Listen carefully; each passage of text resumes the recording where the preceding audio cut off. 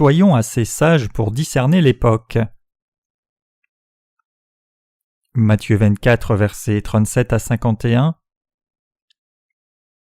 Mais comme ont été les jours de Noé, ainsi sera aussi la venue du Fils de l'homme. Car comme dans les jours avant le déluge on mangeait et on buvait, on se mariait et on donnait en mariage, jusqu'au jour où Noé entra dans l'arche, et ils ne connurent rien jusqu'à ce que le déluge vînt et les emporta tous, ainsi sera aussi la venue du Fils de l'homme. Alors 2 hommes seront au champ, l'un sera pris et l'autre laissé, 2 femmes moudront à la meule, l'une sera prise et l'autre laissée. Veillez donc, car vous ne savez pas à quelle heure votre Seigneur vient. Mais sachez ceci, que si le maître de la maison eût su à quelle veille le voleur devait venir, il eût veillé, et il n'eût pas laissé percer sa maison. C'est pourquoi vous aussi soyez prêts, car à l'heure que vous ne pensez pas, le Fils de l'homme vient. Qui donc est l'esclave fidèle et prudent que son maître a établi sur les domestiques de sa maison pour leur donner leur nourriture au temps convenable? Bienheureux est cet esclave-là, que son maître lorsqu'il viendra trouvera faisant ainsi. En vérité, je vous dis qu'il l'établira sur tous ses biens. Mais si ce méchant esclave-là dit en son cœur « Mon maître tarde à venir », et qu'il se mette à battre ceux qui sont esclaves avec lui, et qu'il mange et boive avec les ivrognes, le maître de cet esclave-là viendra en un jour qu'il n'attend pas, et à une heure qu'il ne sait pas, et il le coupera en 2 et lui donnera sa part avec les hypocrites. Là seront les pleurs et les grincements de dents. Le réveil spirituel désigne réellement le réveil du cœur. Cela ne signifie pas la prospérité matérielle ou la croissance en nombre. En effet, pour vivre une vie spirituelle avec succès, nous devons avoir notre pleine foi en Dieu, qui à son tour fortifiera nos cœurs. Cela ne peut que se faire quand nous croyons dans l'Évangile, par lequel notre Seigneur a expié tous nos péchés et les péchés de la race humaine entière. En d'autres termes, avant tout, votre problème de péché doit être résolu premièrement, et c'est alors seulement qu'il vous est possible d'être fort et de travailler pour les autres aussi. Pendant le culte de ce matin, j'ai parlé du passage des Écritures. Mais comme ont été les jours de Noé, ainsi sera aussi la venue du Fils de l'homme. Matthieu 24, verset 37. Maintenant, je voudrais partager la parole avec vous au sujet du réveil spirituel. Le réveil spirituel vient-il vers nous qui sommes nés de nouveau de n'importe quelle façon? Il est clair que le réveil spirituel vient seulement pour ceux qui sont vraiment bien éveillés. Les gens vivent maintenant dans ces temps derniers, et notre Seigneur a dit dans la Bible que la venue du Fils de l'homme serait comme au jour de Noé. Ceux qui connaissent le temps peuvent discerner l'époque, et ceux qui peuvent discerner l'époque peuvent jouir du réveil spirituel et faire le travail spirituel. À moins que quelqu'un ne sache ce que Dieu veut en ce temps, il ne peut y avoir de réveil spirituel. Donc les justes doivent d'abord réaliser clairement dans quel genre de temps ils vivent maintenant. De plus, si quelqu'un réalise aussi la volonté de Dieu pour son temps et ce qu'il devrait faire en fonction, alors le réveil spirituel arrivera dans son cœur. Nous devons connaître le temps. Notre Seigneur dit ce qui suit pour décrire les circonstances du temps où son retour dans ce monde se ferait. Mais comme ont été les jours de Noé, ainsi sera aussi la venue du Fils de l'homme. Car comme dans les jours avant le déluge on mangeait et on buvait, on se mariait et on donnait en mariage jusqu'au jour où Noé entra dans l'arche, et ils ne connurent rien jusqu'à ce que le déluge vînt et les emporta tous, ainsi sera aussi la venue du Fils de l'homme. Matthieu 24, versets 37 à 39. Jésus dit ici que lorsque les temps de la fin viendront, les gens seront occupés à manger et boire, et se marier, au point qu'ils ne réaliseront même pas le malheur imminent. Donc pour que nous qui sommes nés de nouveau ayons un réveil spirituel dans nos cœurs, nous devons connaître et reconnaître le temps. Autrement dit, nous devons réaliser quelle est l'époque présente, si c'est un temps de réveil, un temps où de nouveaux bourgeons germent, un temps pour porter du fruit et moissonner, ou les temps de la faim et de la destruction. Dieu dit que tout comme au jour de Noé, quand la fin de ce monde approchera, les gens seraient aussi préoccupés seulement par les affaires charnelles.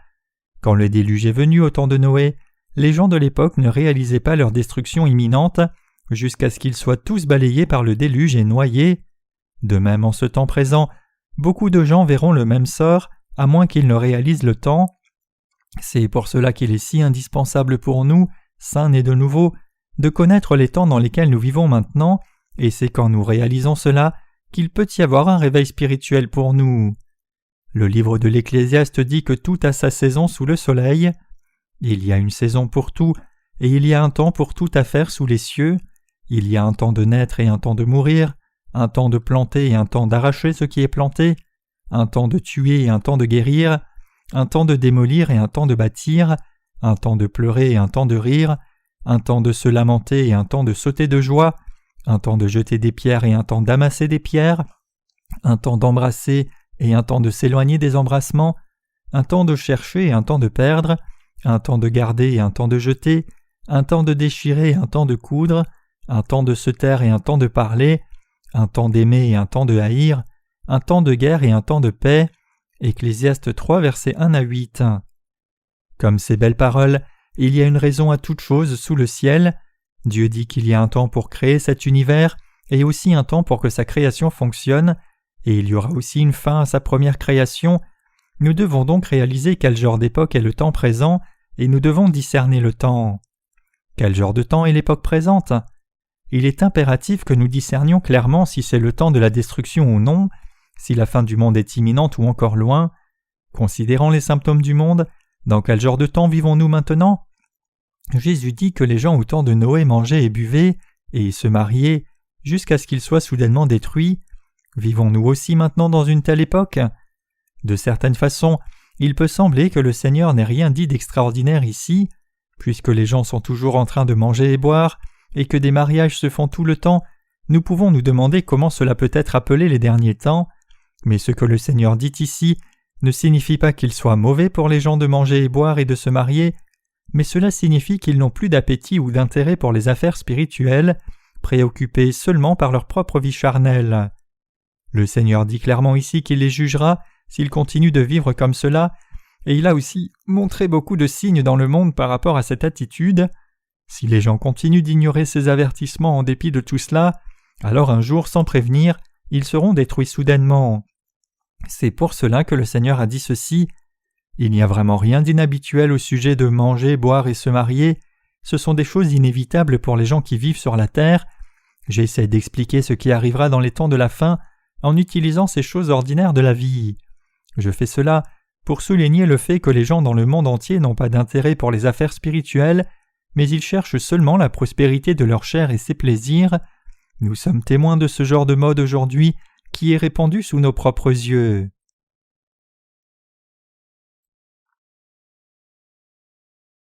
À quoi tous les gens dans ce monde s'intéressent-ils de nos jours ? On m'a dit que des shows réalités ont été diffusés aux États-Unis. Par exemple, il y avait un show appelé l'île de la tentation qui était assez populaire pendant un temps. Il mettait différents couples, soit déjà fiancés ou prévoyant de se marier, sur une île déserte pour y vivre pendant quelques semaines. Ces couples étaient tous certains de leur amour inéchangeable pour leurs partenaires respectifs, mais le fait était qu'une fois sur l'île, on leur présentait d'autres célibataires qui allaient essayer de les tenter pour les éloigner de leurs partenaires. Chacun de leurs mouvements était alors enregistré et diffusé à la télévision. Le programme en appelait au désir envieux des spectateurs qui étaient intrigués de voir si les amoureux resteraient réellement entiers l'un envers l'autre ou trahiraient leur partenaire. Apparemment, ce genre de show réalité ont fait le hit aux États-Unis. Les couples de ce show particulier suivaient les différents emplois du temps et programmes du producteur, tous faits pour les tenter à la trahison. Effectivement, on m'a dit que certains ont changé en chemin et que dans beaucoup de cas ils ont fini par tromper leur partenaire. Intrigués par cette éventualité, une grande audience aimait regarder le show, se demandait qui resterait vrai et qui serait le traître. Ils étaient exposés à cette romance exagérée, voyant comme les amoureux testant leur fidélité peuvent soudainement changer et tromper leur partenaire à la première occasion, et comment les humains sont pitoyables et infidèles. De nos jours, ce qui attire l'intérêt des gens dans le monde entier, c'est avant tout l'amour entre les sexes opposés. Donc maintenant, nous pouvons voir exactement ce que Jésus a dit. Beaucoup de gens sont préoccupés de trouver leur époux et de se marier. Les gens de nos jours sont si intéressés par la romance que la plupart des programmes télévisés insistent sur ce sujet. Il y a beaucoup de shows de rencontres à la télé, tous basés sur le fait d'organiser des rendez-vous aveugles et de diffuser à la télévision ce qui se passe au rendez-vous. Beaucoup de spectateurs regardent ces shows avec un intérêt intense, se demandant si le rendez-vous aveugle fonctionnerait ou pas. Ces shows sont diffusés dans le monde entier. Des programmes similaires se trouvent au Japon, aux États-Unis, en Europe et en Asie aussi. La même mode devient évidente dans le monde entier. Cela nous montre sans aucun doute combien les gens sont si singulièrement obsédés par la romance et le fait de trouver le parfait époux pour se marier. Puisque la romance est tout ce à quoi ils s'intéressent, c'est tout ce à quoi ils pensent, et ils fixent le but de leur vie dans cette direction. Jésus a dit que le courant du temps présent est comme aux jours de Noé. Les jours de Noé étaient tels que l'hédonisme avait atteint son sommet, où les gens étaient tous obsédés par les plaisirs charnels. Donc quand Dieu a vu cela, il ne pouvait pas les laisser plus longtemps. Les gens de ce temps cherchaient seulement les plaisirs charnels, plutôt qu'une relation normale avec le sexe opposé, où un homme et une femme se marient et font des enfants, puis se reproduisent à leur tour et se multiplient naturellement dans le monde. Une mode similaire est si évidente de nos jours.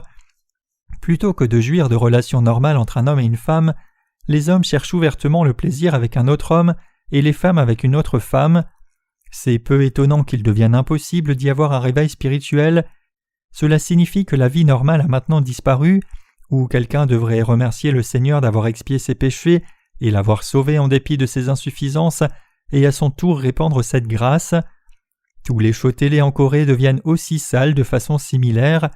Quand j'allume la télé, tout ce que je vois c'est un programme après l'autre qui montre des insensés qui rient tout le temps dans un rendez-vous aveugle, et des reporters qui courent après les scandales des stars. C'est si mauvais que pour faire un show télé tout ce qu'il vous faut, c'est quelques hommes et femmes que vous mettez dans un complot organisé, puis vous enregistrez tout ce qui se passe avec la caméra télé. Le Seigneur dit « L'homme ne vivra pas de pain seulement, mais de toute parole qui sort de la bouche de Dieu. » Matthieu 4, verset 4. Autrement dit, on devrait vraiment répondre aux besoins spirituels et physiques. Le problème cependant, c'est que les gens de nos jours sont excessifs et déséquilibrés dans une seule direction. Cela pourrait être un peu tolérable s'ils suivaient la chair en suivant l'esprit aussi, mais au lieu de cela, ils ont complètement mis de côté les questions spirituelles et ne cherchent que les choses charnelles. Que se passe-t-il si tout le monde suit seulement ses propres désirs charnels ? Dieu ne pourrait plus faire autrement que d'amener le jugement sur la race humaine. Quelqu'un qui connaît le temps dans lequel nous vivons est une personne spirituelle. Pour être franc, vous et moi avons aussi des désirs charnels et spirituels. Il n'y a personne qui n'ait pas de chair, ni quelqu'un qui n'ait pas de désirs charnels. Tout le monde expérimente ces désirs. Cependant, vous et moi croyons au salut spirituel par lequel le Seigneur nous a délivrés du péché. Que se passe-t-il quand quelqu'un croit cela ? Quand quelqu'un croit cela et connaît le temps dans lequel il vit, il est certainement obligé de penser aux autres. Nous ne croyons pas en Jésus pour devenir un Bouddha vivant et nous n'essayons pas non plus de mettre des sariras dans nos corps. Les bouddhistes croient que les sariras se forment lorsque quelqu'un restreint ses désirs charnels. Ils pensent que si quelqu'un exerce l'autodiscipline et se restreint, des cristaux se forment dans son corps grâce à sa propre discipline et ces reliques ou rituels s'appellent les sariras. Donc quand de célèbres moines meurent, ils passent normalement par la crémation. Cela est fait pour voir si des sariras se trouvent dans leurs cendres et les mérites de leur ascétisme sont reconnus en fonction de la quantité de sariras trouvés. Si un moine produit beaucoup de sariras, il est alors loué pour avoir réussi une extraordinaire autodiscipline. Si c'était vraiment le cas, alors nous pourrions aussi dire de quelqu'un qui a beaucoup de calculs rénaux qu'il est une personne qui a la maîtrise de soi. Mais ni les calculs rénaux ni les sariras ne peuvent être la mesure de la spiritualité de quelqu'un.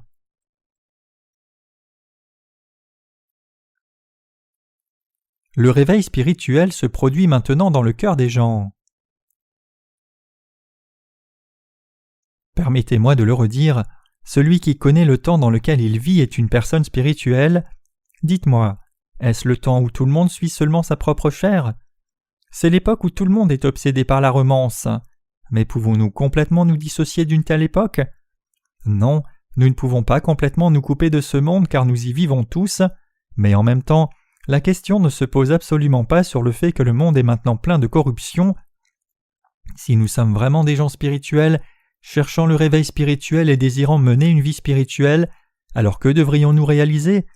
Nous devons clairement reconnaître que ce temps présent est le temps de la destruction et que le jugement de Dieu est maintenant imminent, tout comme il l'était au jour précédant le déluge de Noé.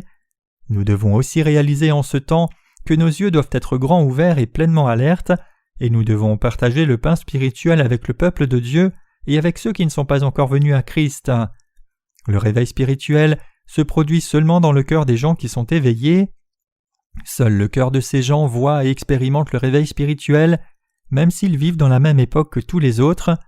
Ainsi, nous devrions tous désirer prêcher l'Évangile aux gens nombreux qui ne l'ont pas encore entendu, et nous ne devrions pas manquer cette opportunité que nous avons maintenant, mais tirer avantage avec sagesse.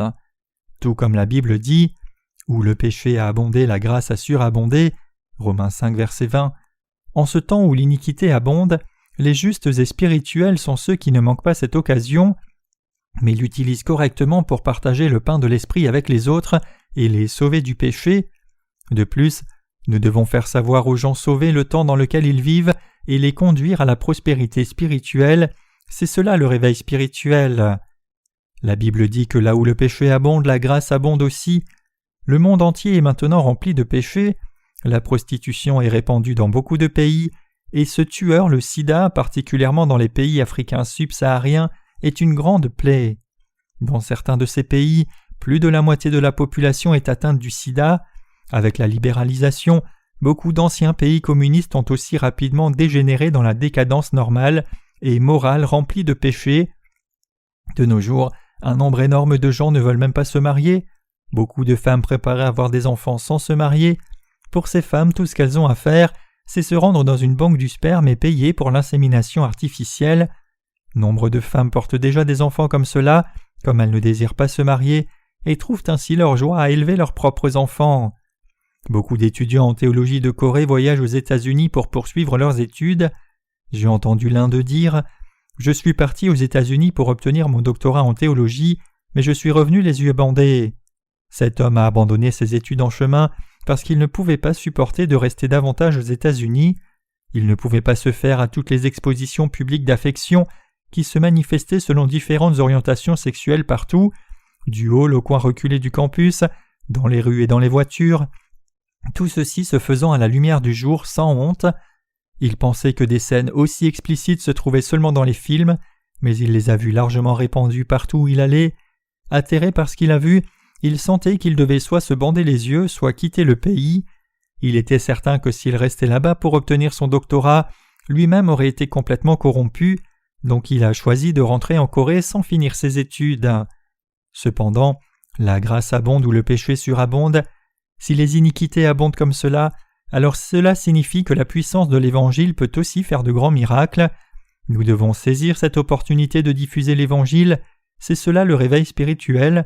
D'abord et avant tout, le réveil spirituel nous demande de croire dans nos cœurs que le Seigneur a expié tous nos péchés, donc croyons tous cela et vivons dans la gratitude.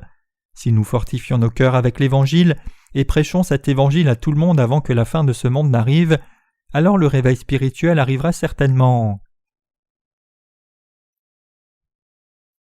L'Évangile de l'eau et de l'Esprit qui sauve chacun de tous les péchés. Ne prêchons-nous pas l'Évangile dans le monde entier par un magasin de l'Évangile que nous avons ouvert ? En effet, nous publions nos livres pour prêcher l'Évangile aux gens nombreux dans ce monde entier, et à cette fin nous avons ouvert notre site internet pour les distribuer. Par ce moyen, nous diffusons maintenant l'Évangile, et cet Évangile de l'eau et de l'Esprit est ce qui sauve ces gens. En d'autres termes, peu importe combien le péché abonde, l'Évangile de l'eau et de l'Esprit donne la possibilité à tout le monde de recevoir la rémission des péchés et d'être sauvé. En dehors de l'Évangile de l'eau et de l'Esprit, il n'y a pas de moyen pour que quelqu'un soit sauvé de ce monde qui est rempli de tant de péchés. Sans cet Évangile, nous ne pouvons qu'être balayés avec ce monde pécheur. Les valeurs traditionnelles, l'éthique et la morale disparaissent du monde, alors que l'iniquité abonde comme jamais auparavant. Le monde est actuellement seulement à la recherche de la prospérité matérielle et des plaisirs charnels, et cela va s'enfaiblir, et personne ne peut échapper à ce flot qu'on ne peut arrêter. Tout le monde est emporté par cette vague, essayant de satisfaire ses propres désirs, directement ou indirectement. Cependant, nous avons l'Évangile de vérité qui peut sauver les gens de tous ces péchés. Quand notre Seigneur est venu sur cette terre, il a été baptisé et a pris tous nos péchés, et en étant condamné à la croix pour expier nos péchés, par cet acte juste, il nous a sauvés de la condamnation pour tous nos péchés. Notre Seigneur nous a rendus sans péché, vous et moi, et il a sauvé tout le monde dans le monde entier. Maintenant, quiconque croit dans cet évangile sera certainement sauvé.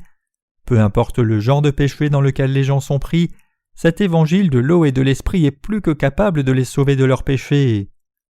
Vous et moi devons reconnaître toutes ces choses.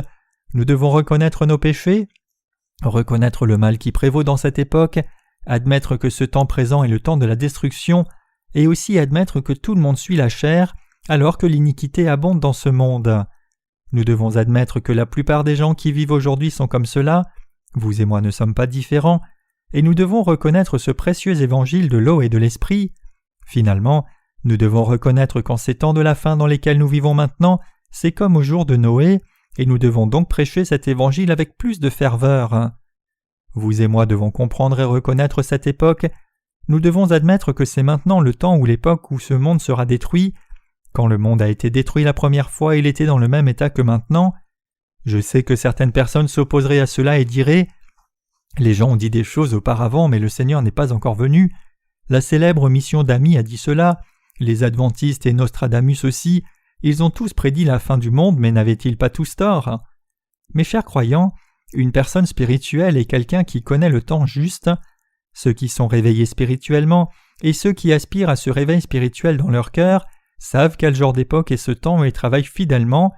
Si nous savions à quelle heure le Seigneur viendra, alors nous pourrions nous préparer.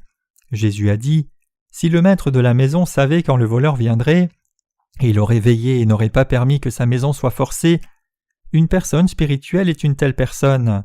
Une personne spirituelle sait à l'avance quand le voleur viendra et elle est prête. Une personne éveillée est une personne spirituelle, elle prépare tout pour être prête. Ce n'est autre qu'une personne spirituelle et ce sont ces personnes-là qui suscitent un réveil spirituel. Certaines maisons sont si vulnérables qu'il semble qu'un voleur peut y entrer à tout moment. Certaines personnes sont si tranquilles et négligent leur maison et sont vraiment une cible facile pour des voleurs. Quand vous regardez dans votre voisinage, pouvez-vous dire que c'est un voisinage sécurisé ou non? Quand vous cherchez une maison à acheter, vous pouvez facilement considérer si la maison que vous considérez est un endroit vivable ou non. Sans même aller dans la maison, vous pouvez habituellement dire qu'une maison est vulnérable quand vous la voyez et réaliser que vous aurez besoin de prendre des mesures de protection avant de vous installer et que sans ces mesures, ce serait comme ouvrir de vous-même pour que les voleurs entrent. Cependant, certaines personnes ne suivent pas les étapes nécessaires même s'ils réalisent cela, et ils ont ensuite des regrets quand leur maison a été forcée et qu'ils subissent une grande perte. Une personne spirituelle qui est éveillée se prépare. Si vous saviez à quel moment le voleur doit venir, ne surveilleriez-vous pas en étant vigilant? Bien sûr que vous le feriez. Spirituellement parlant, c'est la même chose. Ceux qui sont prêts comme cela sont sages, ils sont les personnes qui veillent, et ils sont ceux qui ont des yeux spirituels et le réveil dans leur cœur. Le Seigneur a dit qu'il viendrait comme un voleur dans la nuit. Un voleur vous appelle-t-il avant d'entrer dans votre maison? Non, bien sûr. Vous ne savez pas quand un voleur pourrait venir, qu'il vienne de jour, à l'aube, au crépuscule, à minuit, ou pendant que vous prenez votre repas avec votre famille. Personne ne sait quand le voleur vient. Cependant, ceux qui veillent sont conscients que le voleur viendra, et ils prennent les mesures de précaution nécessaires, peu importe le moment auquel le voleur pourrait effectivement venir. Par exemple, ils installent des protections anti-cambriolage de grande qualité et des systèmes de sécurité pour alerte des intrusions, et ont même une riposte armée reliée à leur maison.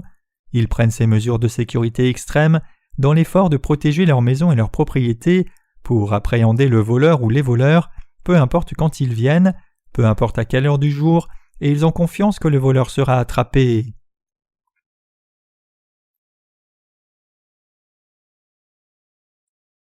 Ceux qui aspirent au réveil spirituel.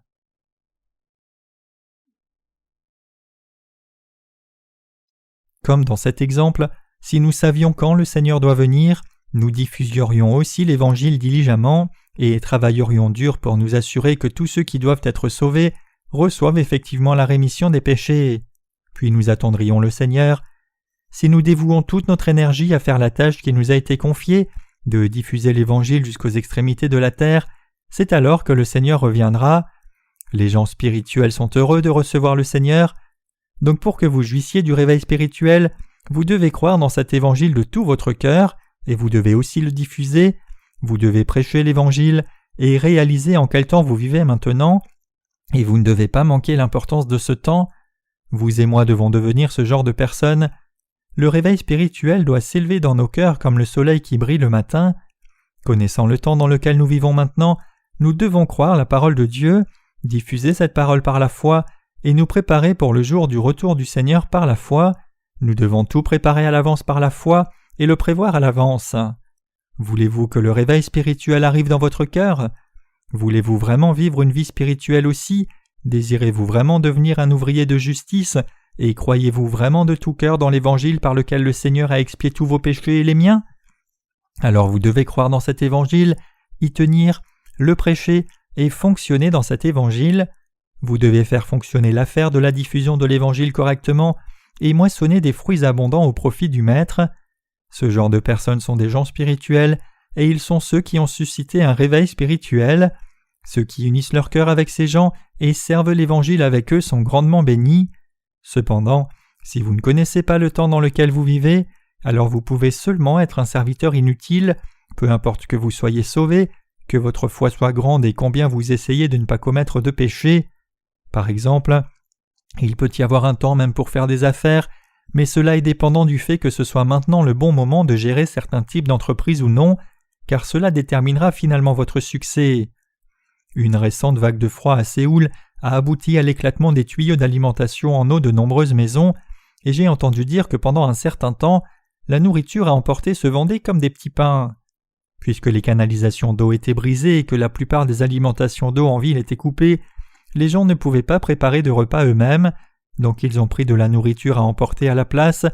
Donc nombre de restaurants offrant de la nourriture à emporter ont fait un jackpot. Mes chers croyants, vous devez savoir quand c'est le bon moment. Si vous avez un restaurant de vente à emporter et que votre affaire fonctionne avec de bons profits, alors vous devriez préparer encore plus de plats qu'auparavant pour satisfaire la demande croissante. C'est juste du bon sens commercial. C'est alors seulement que vous pouvez saisir l'opportunité et faire de grands profits pendant que vous le pouvez. Nous diffusons maintenant l'Évangile en envoyant nos livres dans le monde entier. J'ai récemment reçu un appel du révérend Kim, qui est responsable de notre ministère de la littérature aux États-Unis, m'informant que les frais d'envoi de ce pays avaient explosé. Le prix de l'envoi a tellement augmenté que même un postier a dit au pasteur Kim qu'il était pris par surprise aussi. L'inflation aux États-Unis commence maintenant à augmenter remarquablement et l'économie dirigeant ce monde semble maintenant dans des troubles sérieux. Ceux qui connaissent les temps dans lesquels ils vivent sont sages et ce sont ces gens qui sont bénis. Si vous et moi désirons vraiment que le réveil spirituel arrive dans nos cœurs, nous devons réaliser dans quel genre d'époque nous vivons maintenant, le reconnaître, y croire et prêcher l'Évangile. Pour moi-même, je sais très bien quel est ce temps présent. Vous savez probablement bien aussi quel genre d'époque est ce temps. Donc il y a encore plus de raisons que nous, qui vivons maintenant à cette époque, ne nous tournions jamais vers les choses de la chair. Mais je ne dis pas ici que vous devez essayer d'être excessivement pieux comme les pharisiens et à 100% parfaits. Je ne crois pas que nous devons vivre comme cela, avec ces masques comme ces faux religieux. Même si vous et moi sommes justes comme tous les autres qui vivent en ce temps présent, ce qui nous sépare des gens charnels et mondains, c'est que nous sommes vraiment sauvés. Le fait que nous ayons l'évangile de l'eau et de l'esprit et que nous prêchions cet évangile, c'est ce qui nous distingue des gens charnels qui ne sont pas nés de nouveau. À cause de cette distinction, nous pouvons vivre le réveil spirituel et nous sommes effectivement en train de susciter un réveil spirituel maintenant, même en ce temps. Croyons en l'Évangile, tenons-le ferme dans nos cœurs et gérons les affaires de l'Évangile fidèlement. Nous prêchons maintenant l'Évangile de l'eau et de l'esprit. Nous distribuons des e-books par notre site web et des livres papier à ceux qui les demandent par email. Maintenant même, l'église de Wonju est responsable de la distribution de nos livres dans le monde entier. Au minimum, plusieurs centaines d'exemplaires sont envoyés un jour donné, et parfois des milliers ou même des dizaines de milliers sont envoyés en une fois à nos partenaires qui ont accepté de les distribuer pour nous. Récemment, nous avons envoyé de l'argent à un partenaire en Inde pour publier 8000 exemplaires de nos livres en tamoul.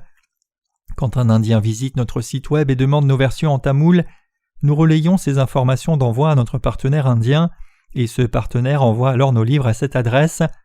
Il a aussi proposé de faire de la publicité pour nos 2 premiers titres en anglais dans son magazine. L'Inde a beaucoup d'hindous qui adorent des vaches et se lavent dans le fleuve. La population d'Inde est de 10 milliards.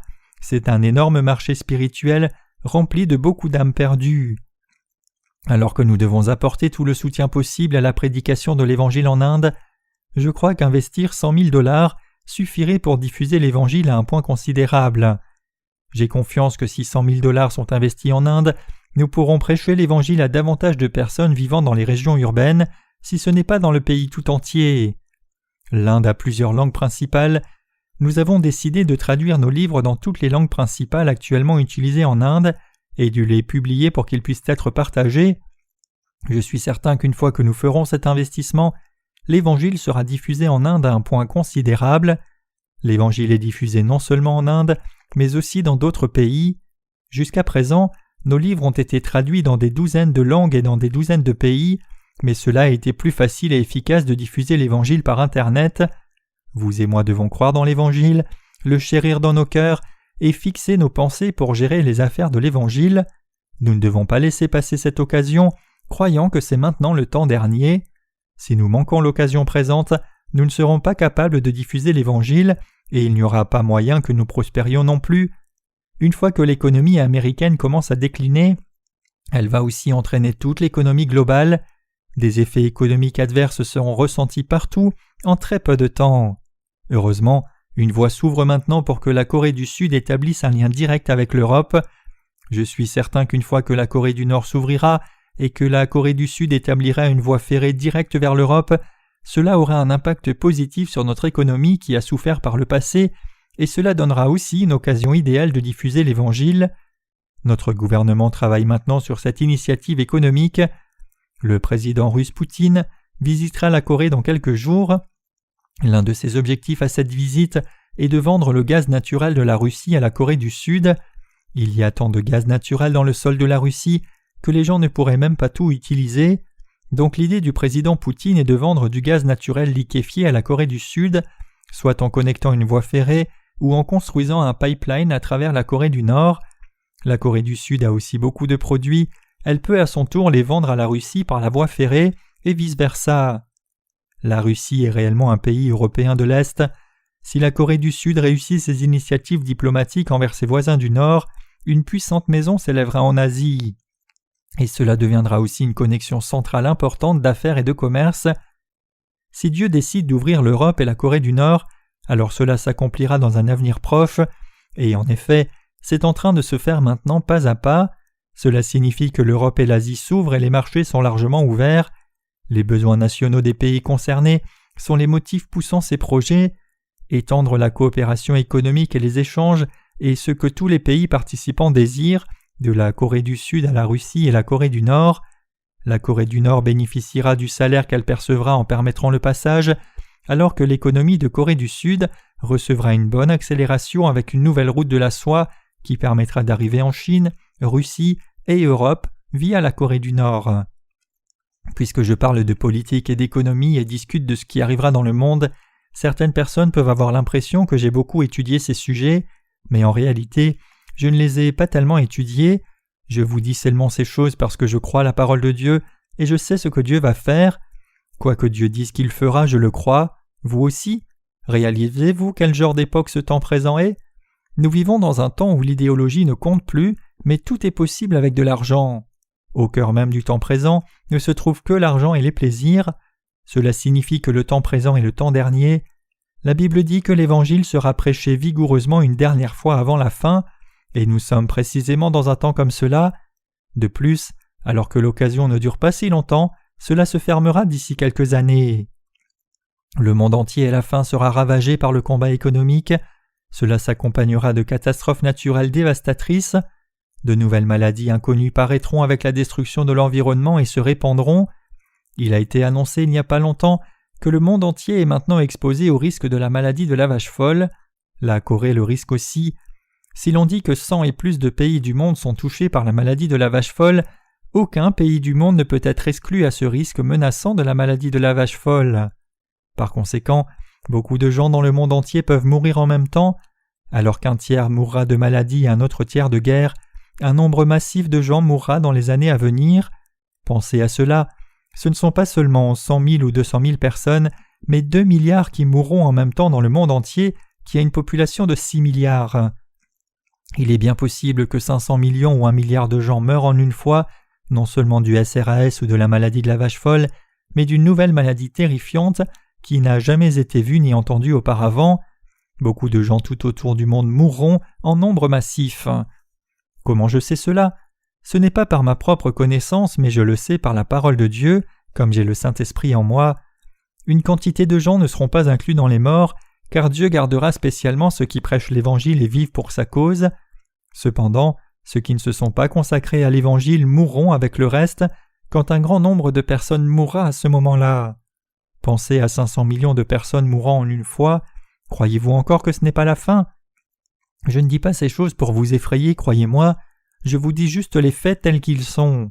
Quand des épidémies éclateront avec des maladies inconnues qui sont bien plus des infections que la maladie de la vache folle ou le sida qui frappe le monde entier, et que des catastrophes naturelles frapperont partout, des centaines de millions de gens mourront dans le monde entier. Mais si vous vivez dans le déni et pensez que ce temps présent n'est pas proche de la fin du monde, et réalisez seulement cela quand la fin sera déjà venue, alors il sera trop tard.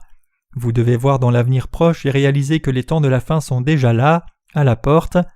Ce scénario devient-il évident juste en entendant ce que disent les scientifiques et les docteurs ? Vous devez croire et reconnaître que la fin est proche de vous, et vous devez connaître le temps dans lequel vous vivez. Ceux qui aspirent au réveil spirituel reconnaissent le temps et ils prêchent l'Évangile. Pour ces gens, notre Seigneur leur donnera tout ce qu'il a. Tout comme le Seigneur dit dans sa parabole que le Maître confierait tout à son fidèle serviteur, nous recevrons aussi tout ce qu'a notre Maître. Nous recevrons le royaume des cieux et le royaume millénaire et toute sa gloire. Mais qu'arrivera-t-il à ceux qui ne croient pas au temps de la fin qui viennent et refusent de vivre pour l'Évangile ? Regardons la parole ici. Mais si ce méchant esclave-là dit en son cœur « Mon maître tarde à venir », et qu'il se mette à battre ceux qui sont esclaves avec lui, et qu'il mange et boive avec les ivrognes, le maître de cet esclave-là viendra en un jour qu'il n'attend pas, et à une heure qu'il ne sait pas, et il le coupera en deux et lui donnera sa part avec les hypocrites. Là seront les pleurs et les grincements de dents. Matthieu 24, versets 48 à 51. Ce verset est très descriptif et dit que seule la mort attend ces gens qui dénient et ne croient pas que c'est le même temps que lors du déluge de Noé, qui mangent et boivent avec leurs amis, qui voient les dégâts et la destruction sans faire attention et qui vivent seulement pour eux-mêmes, ne s'occupant pas de savoir si les autres âmes mourront ou non, comme s'ils avaient la conviction « Même si la planète était détruite demain, je boirai aujourd'hui et serai satisfait ». Dieu dit qu'il punira sévèrement ce genre de gens qui ne sont pas spirituels, mais pire encore qu'il les jetterait en enfer. Il les traitera comme les pharisiens, leur disant fermement « Votre salut a été annulé, vous aurez votre part avec les hypocrites ». En d'autres termes, ceux qui ne servent pas l'Évangile seront traités de la même façon que ceux qui ne sont pas nés de nouveau. Du point de vue de Dieu, les gens les plus ingrats sont ceux qui ne croient pas dans sa parole. Quiconque ne croit pas dans la parole de Dieu même après être né de nouveau est coupable d'ingratitude. Quand le roi parle à ses officiers, ils doivent tous écouter attentivement. S'ils ignorent plutôt le roi et ne croient pas dans sa parole, ils demandent simplement que sa colère soit déversée sur eux. La Bible dit que ces gens pleureront et grinceront des dents pour avoir montré du mépris. Je ne dis pas que cela vous arrivera. Vous et moi avons déjà reçu la rémission des péchés. Ce que je dis, c'est que nous devons connaître et reconnaître les temps dans lesquels nous vivons, et nous devons susciter un réveil spirituel. Réalisant que ce temps précis est le meilleur moment pour prêcher l'Évangile à tous ceux qui meurent du péché, nous ne devons pas manquer l'occasion. Nous devons tirer pleinement avantage de cette occasion et gérer les affaires de l'Évangile. C'est le temps pour nous de prêcher l'Évangile à ceux qui sont autour de nous, à nos familles et à tous ceux qui sont dans le monde entier, par tous les moyens qui sont disponibles, par Internet, par nos livres imprimés et e-books, par email et avec nos lèvres. Il est temps de susciter un réveil spirituel et de sauver toutes les âmes en prêchant cet Évangile. Voici mon message en un mot. Ceux qui aspirent au réveil spirituel sont ceux qui connaissent et reconnaissent quel genre de temps est le temps présent, qui sont fidèles à Dieu et qui partagent le pain spirituel avec le peuple de Dieu, et ceux qui ne sont pas encore devenus le peuple de Dieu. Vous et moi devons susciter le réveil spirituel, et nous devons vivre par notre foi spirituelle. Même si maintenant nous vivons dans ce monde sans plus de pouvoir, Dieu agit toujours à travers nous. Il agit à travers nos sœurs, à travers nos frères, à travers nos étudiants à l'école de la mission, à travers chaque service dans l'Église et à travers chaque saint individuel. En bref, Dieu fait que chacun de nous travaille pour diffuser et servir l'Évangile. Nous suscitons maintenant le réveil spirituel dans le monde entier, unissant nos forces dans les églises de Dieu partout en Corée, y inclut les serviteurs de Dieu et les saints qui sont éparpillés dans le monde entier.